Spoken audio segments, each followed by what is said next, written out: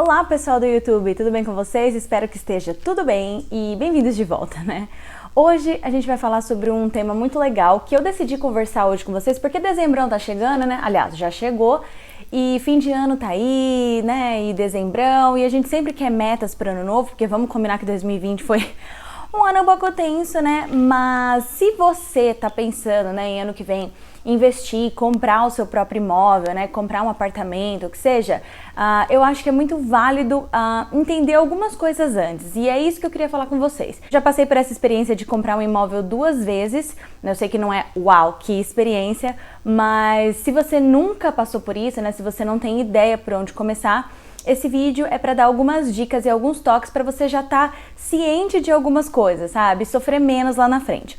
Obviamente que não, eu não sou uma consultora financeira, né? Eu não sou formada nisso. Mas o que eu vou falar com vocês aqui é um papo de amiga, entendeu? De amiga para amiga, o que deveria, né? O que eu queria ter sabido antes, tá bom? Então, chega de papo e vambora. Ok, então para começar, quando você pensa, né, em comprar um imóvel, você vai ter que dar uma olhada no que você consegue pagar. Eu tô pensando aqui, logicamente, né, que você vai financiar o teu imóvel, tá? Não que você vai ter dinheiro para comprar à vista, né? Senão aí é outros 500. Mas quando você quer um financiamento, com o banco especificadamente, nenhum banco vai financiar 100% do valor do teu imóvel, tá? A grande maioria, pela minha experiência, é 80-20. Então você tem que ter isso em mente, que para você poder conseguir um financiamento, você tem que ter 20% de entrada. Aí, quanto esses 20% de entrada, depende muito da construtora. Então tem construtora que parcela no período de obras essa entrada, tem construtora que exige uma parte quando estiver construindo e outra parte na entrega das chaves. Então isso aí você vai ter que negociar, mas você tem que ter em mente que um apartamento de 200 mil reais, vamos supor, 20% disso são 40 mil reais. Então você tem que ter esse dinheiro mais ou menos para você conseguir, né, um financiamento aí de 80% com o teu banco, tá? A segunda coisa aqui que vale a pena a gente conversar é sobre imóveis na planta e imóveis prontos, né? Os dois imóveis que eu comprei, um estava na planta e o outro já estava pronto quando eu comprei, tá? Mas ainda não estava pronto para vender, sabe? Eles estavam naquele processo de bombeiro e tal e etc. Então, no primeiro imóvel que eu comprei, que tinha a fase de obra, você paga uma taxa durante a fase de obra. Então é importante você ver isso também, porque você vai ter que incluir no teu orçamento, né? Então, às vezes é um valor simbólico, tipo 100, 200 reais, mas às vezes pode ser um valor mais alto, dependendo, né, do tamanho do apartamento, da obra que você quer, da construtora, né, se é alto padrão ou não, tá? Então vale a pena pensar nisso porque vai afetar o seu orçamento mensal, né? Você vai ter que acrescentar esse valor da fase de obra aí nesse período enquanto o apartamento não está pronto, tá? Se o apartamento já está pronto, então não vai ter fase de obra, mas você tem que prestar atenção em certos detalhes, principalmente nessa parte da entrada, né? Se você vai ter que parcelar a entrada, se você tem que dar à vista, etc e tal. A terceira coisa que a maioria das pessoas não presta atenção, inclusive eu não prestei atenção direito, né?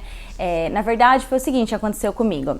Eu queria comprar esse imóvel aqui e aí a vendedora que me vendeu o apartamento, ela me disse que eu poderia financiar as taxas junto com os 80% que o banco iria financiar para mim. Então, assim, quando eles estão vendendo, gente, eles vendem o peixe, entendeu? Eles estão, assim, literalmente que se... para você, entendeu? Eles querem vender o apartamento. Então ela me disse isso e eu realmente acreditei, eu não levei em consideração que poderia ser mentira, porque ela me falou com uma certeza, não, você pode financiar as taxas junto e tal. E aconteceu o quê? Eu não pude financiar as taxas juntos, né? O banco não aprovou financiar a taxa junto. O que são essas taxas? É taxa de emissão de contrato, é ITBI, é taxa de cartório, são coisas que você tem que pagar, que no meu caso aqui deu mais ou menos uns 10 mil reais, né, de taxa, que eu tive que tirar esse dinheiro, assim, literalmente de empréstimos, de me virar, porque eu tinha certeza, né, pela vendedora, ela tinha falado pra mim que ia dar pra financiar junto e não deu. Então tome muito cuidado com isso, porque às vezes a pessoa fala pra você, né, o que você quer ouvir, ela fala pra você o que vai dar, e acaba que não dá certo, entendeu? E a culpa não é dela, a culpa foi minha por não ter checado os fatos, entende? Então é extremamente importante que você cheque esse tipo de coisa, porque as taxas que vão vir, essas taxas você também tem que ter dinheiro. Então além dos... Jesus...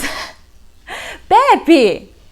Tá doida? Meus gatos estão loucos, gente. Sim, ó, quanto às taxas, eu até anotei aqui. Então, tenha em mente que além dos 20% de entrada, você ainda tem que ter o dinheiro das taxas, tá? Que vai vir a hora que você emitiu o contrato com o banco, a hora que você tiver que fazer o registro no cartório, tá? Então, aqui mais ou menos as taxas que eu anotei, que eu lembrei assim de cabeça que eu paguei. Foi a emissão do contrato. Essa taxa de emissão de contrato depende do banco, mas tem de 2.700, 3.000, 3.100, 3.500, depende do banco, tem uma taxa de emissão de contrato. Essa é a taxa do contrato do seu financiamento. Para emitir essa taxa, você paga R$3.000, entendeu? Depois vem vistoria, essas coisas que tá incluso, acho que no valor desses 3.000 aí. O ITBI é 4% do valor do imóvel, depende, né? Essa taxa pode ser que não tá atualizada no momento, né? Tem também seguro residencial, tem as taxas do cartório, tem registro de imóvel, escritura, entrega da chave. Quando entrega a chave, você também começa a pagar condomínio, né? Então você tem que prestar atenção nisso. E não é só condomínio, porque quando o condomínio é novo, tem fundo de reserva, tem um monte de taxas que você tem que pagar, implantação, um monte de coisinha assim que você tem que fazer. Então tenha em mente que você vai precisar de uma boa grana aí quando você realmente pegar as suas chaves. Então não é só os 20% de entrada, tá? Você precisa ter essa grana extra para poder pagar essas taxas aí. Tá, depois que você tem tudo isso em mente que você precisa fazer, tem algumas opções de financiamento. Aí tem dois tipos basicamente de financiamento. Ele vai diminuindo a parcela conforme o tempo for passando.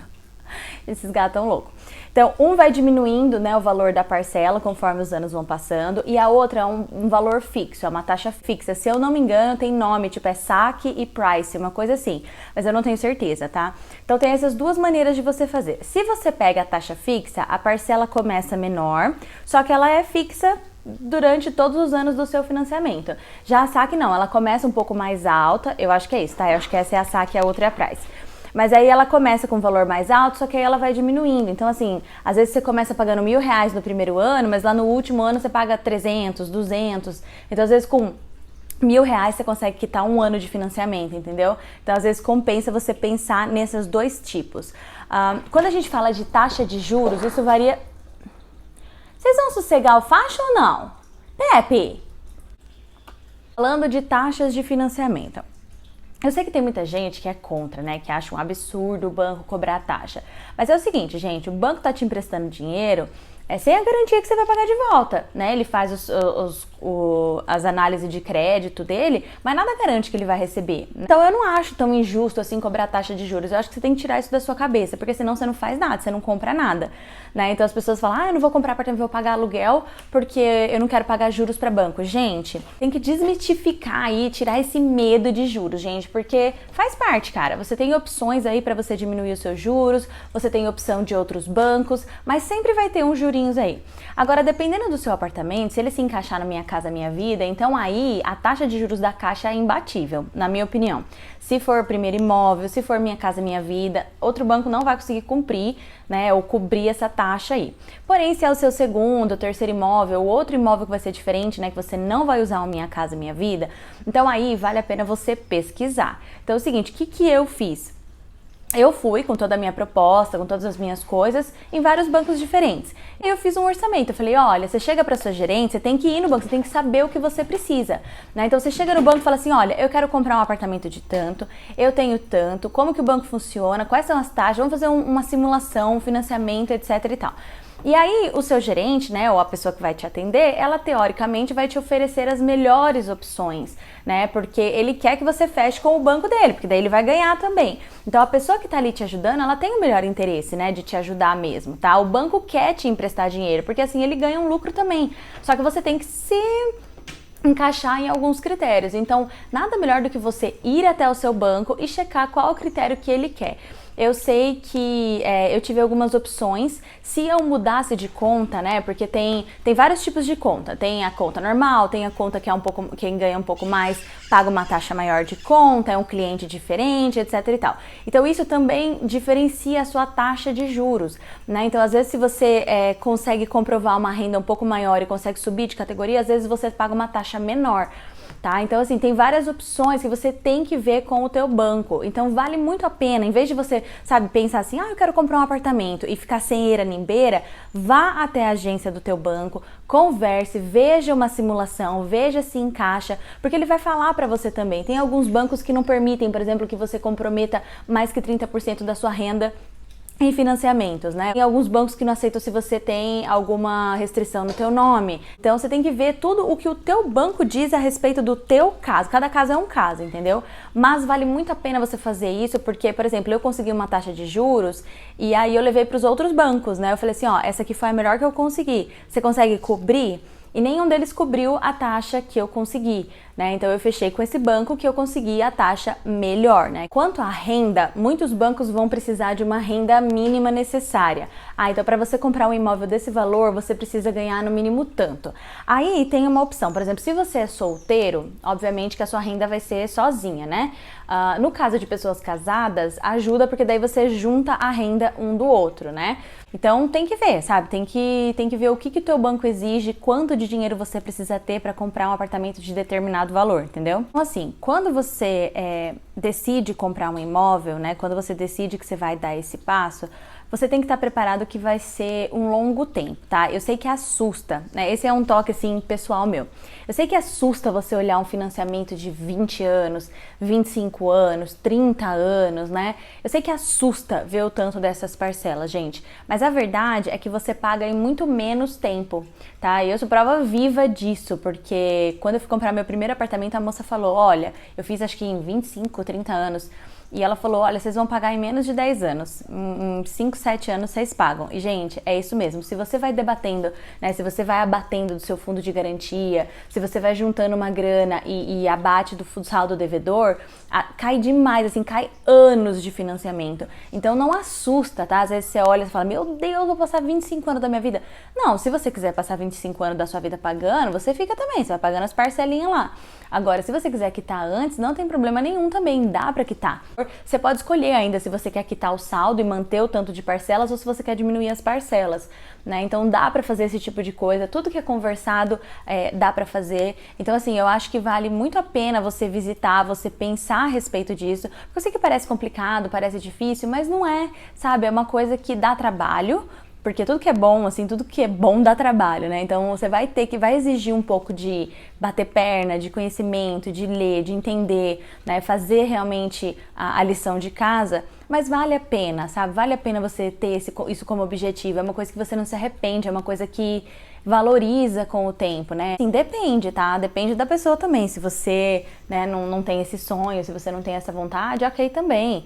Né? Todo mundo tem espaço aqui, mas qual que é a intenção aqui? É que você pense em todas as coisas que você precisa ter ou que você precisa começar a pensar antes, porque às vezes compensa você começar a guardar dinheiro antes, né? Porque daí você mantém as suas opções abertas. Então começa a guardar dinheiro e aí quando você atingir um valor X, você tem a opção, eu posso comprar um apartamento ou eu posso usar o dinheiro para outra coisa. Agora, se você não começa a guardar dinheiro, você não vai ter opção nenhuma, entende? É isso que eu quero dizer. Então, se você tem esse sonho, né? Se você pretende colocar isso como meta em 2021, tem esses pontos que eu falei em mente, né? A questão da entrada, a questão das taxas, tudo certinho, né? Escolher o teu banco da maneira melhor, da maneira razoável, porque eu acho que vai dar certo, cara. Boa sorte pra você, se é isso que você quer, vale muito a pena, é muito legal ter a sua casa própria, conquistar um imóvel, né, que é teu. Então, eu acho que vale muito a pena e é sobre isso que eu queria falar. Queria que vocês soubessem, né, algumas coisas, talvez dessem algumas dicas que eu não sabia e teria me poupado um pouco de sofrimento aí, porque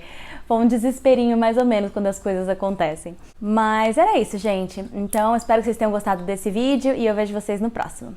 Até! Tchau!